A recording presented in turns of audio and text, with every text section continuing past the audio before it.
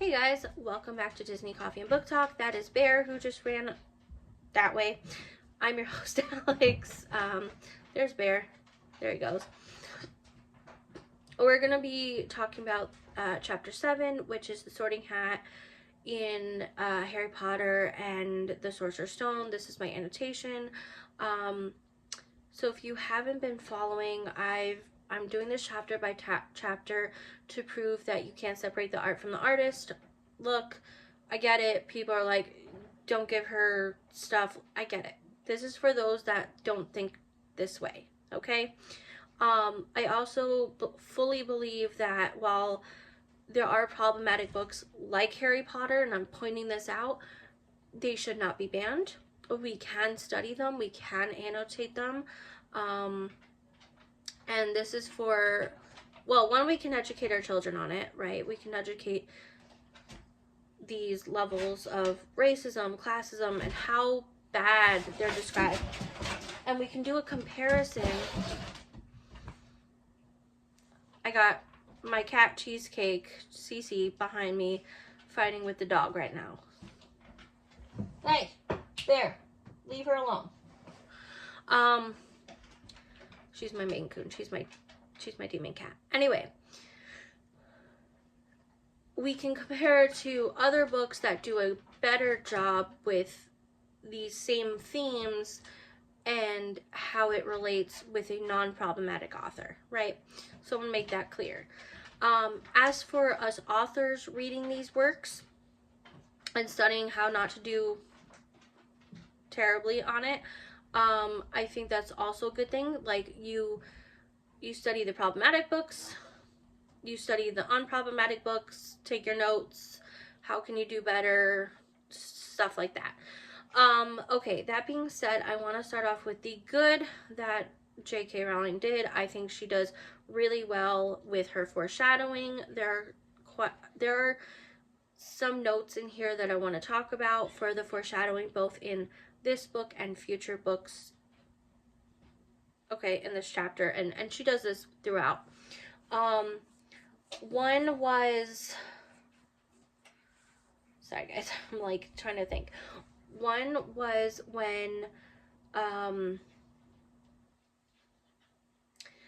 Ron was relaying to Harry about, oh, I think there's a test, we might have to wrestle a troll. They didn't know that there was actual Sorting Hat. The troll wrestling comes later on in this book.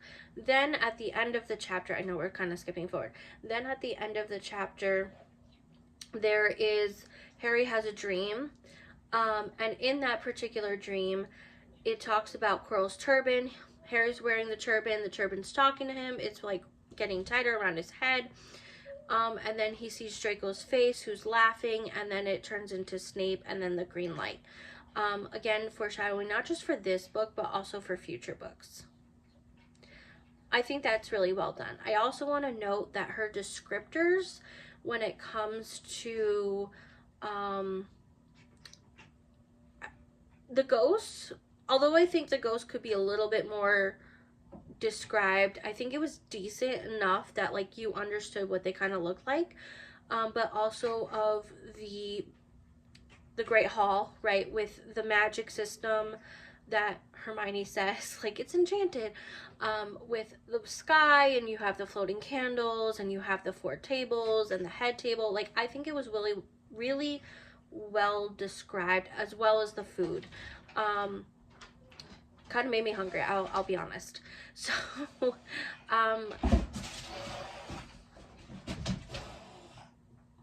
these two had to go at it while I'm filming today, right? Like, thank you.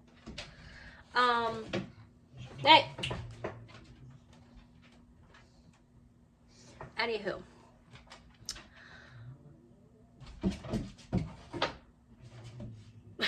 Sorry, I'm like trying to film it. Okay, so anyway, those are the good things. Okay, those are the good things. Oh, there was also the mention of Susan Bones again. There was the mention of Hannah Abbott, among other first years. They didn't mention everyone, but quite a few memorable people that will pop up throughout the books, but specifically because they're classmates. There was talk, the Sorting Hat kind of talked about the qualities of each house. I think that the descriptor of how Harry and Ron felt, and even Hermione, Hermione was nervously talking, fair enough, whereas, you know, Harry's knees were like shaking. Trust me, like I felt that. Like I know exactly how he feels, having presented in front of hundreds of people.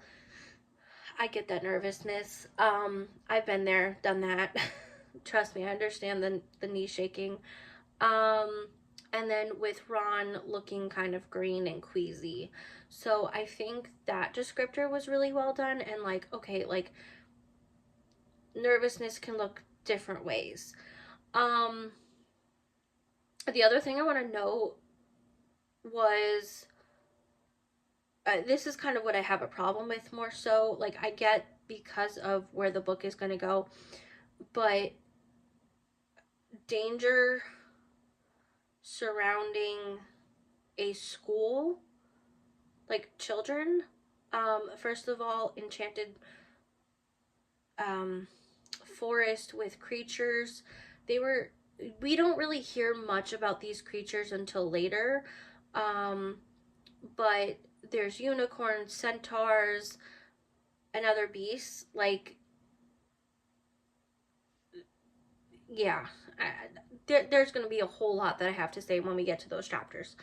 Then also Dumbledore said on the 3rd floor on the right hand side, if you don't wish to die a painful death, don't go there.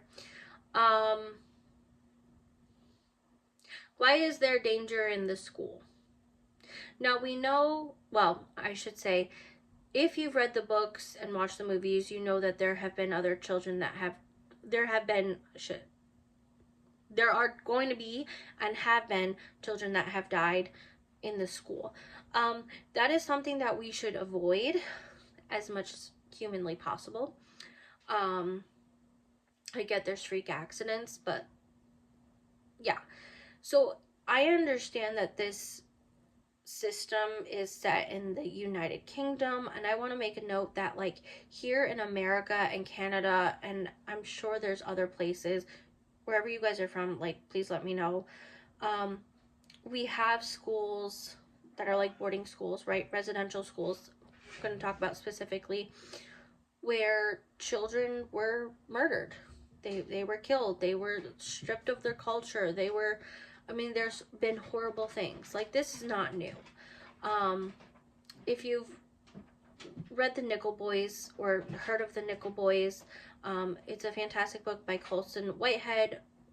Mr. Ballin also did a video on this. There have been schools where children have gone because they either get in trouble or they're orphaned, and they're treated like horrible.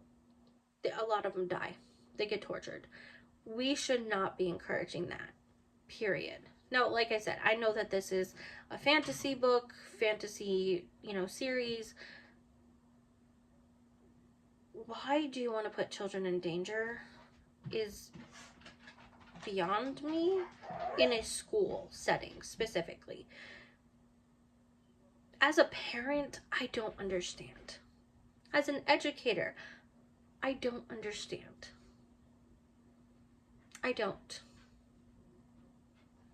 I really don't.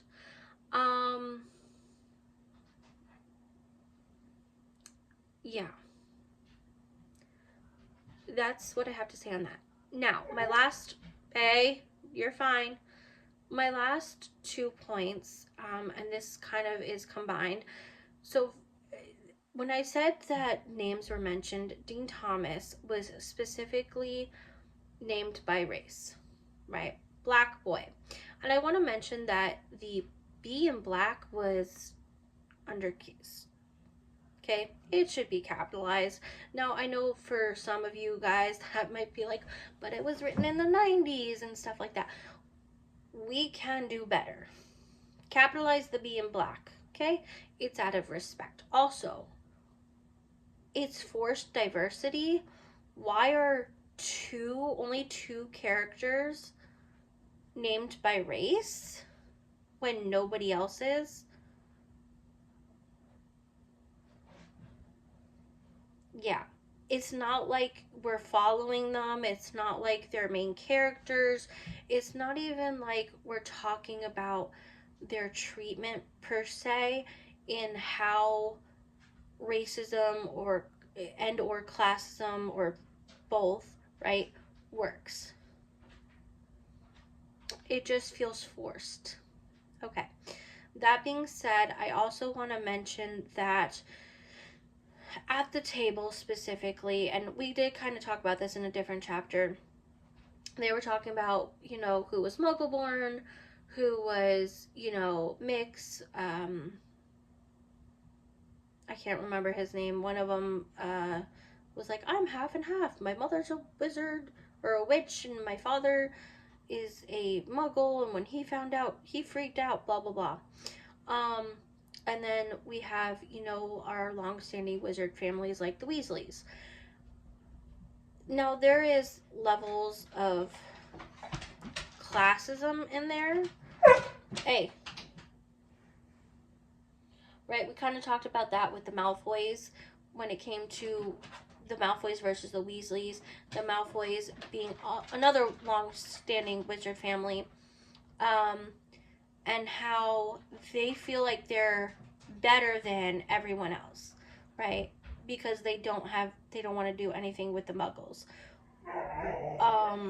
Whereas the Weasleys, they have morality. They are lower class in terms of money, but that didn't matter. They love, they're kind to everyone, they're learning. They are true allies, right? They really like, hey, look, like, we love everyone. We're going to accept, we're going to learn, we're going to do better. They're going to fight for good. So there's levels of classism in that. And I think that was really well done. Oh, I did not mention the descriptor for the food. The description for the food was really well done and actually made me hungry. Speaking of which, I want to go get myself something to eat because it's lunchtime. And the pup probably has to go to the bathroom. So I'll see you guys next week. I promise I'll be on time. And I hope that kind of helps. So as you can see, there are still very big issues with her work. Even in chapters that are mainly well written, there's still levels of it. All right, that being said, see you guys next Sunday.